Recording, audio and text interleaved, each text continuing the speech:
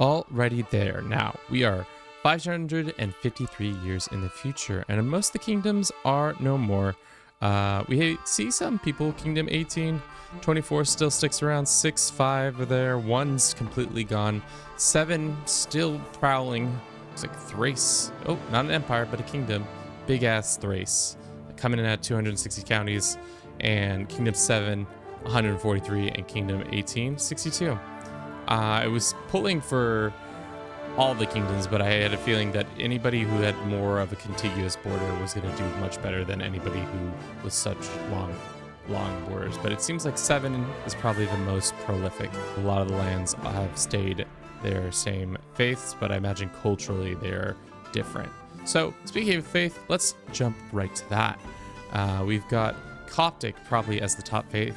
Yep, as you can see, 705 counties. And then if you combine these two, they probably outdo Coptic, but we're just doing it at the top. And then Asatru being fourth, and then Catholics a distant fifth.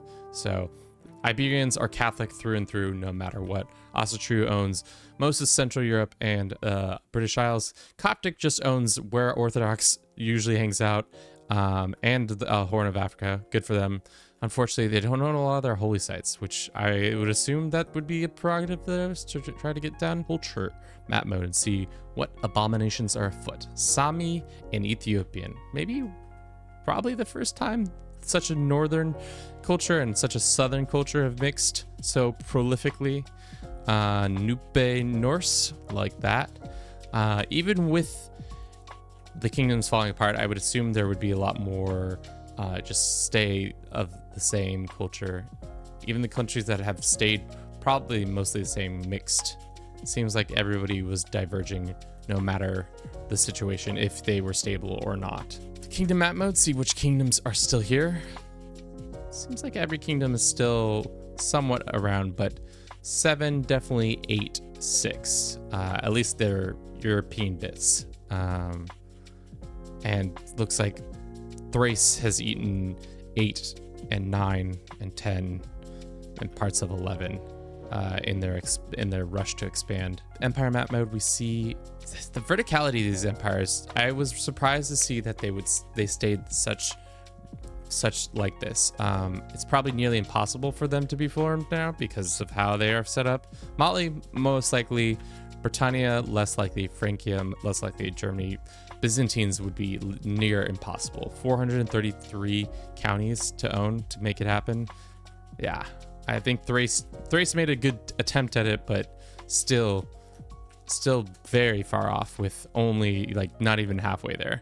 Silly. Let's look at the development map mode and see what happens. Oh my, lots of things still under development. Maybe just because of the Black Plague coming in so recently and destroying a lot of the development.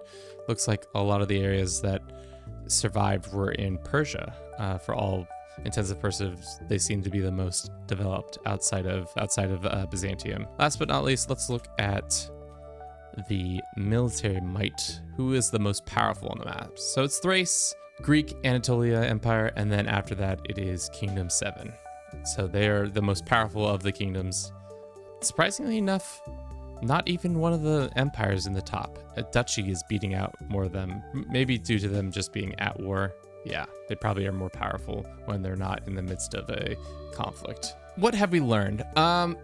AI can't handle this. They're not able to handle such long borders. I wonder if we had made them into just short, contiguous kingdoms, would they have last longer? If we cut them in half, say like you only get you get 10 duchies instead of 26 duchies or 27 duchies, however we cut it up in the end. That makes sense. We tried to make it as stable as possible with them. We also made them try to be as aggressive as possible, so that probably didn't help with their stability overall. But I think that's all I have for you for now. Thank you so very much for watching this. If you enjoyed this, don't forget to comment, like, and subscribe. And as always, have a good rest of your day. Ciao.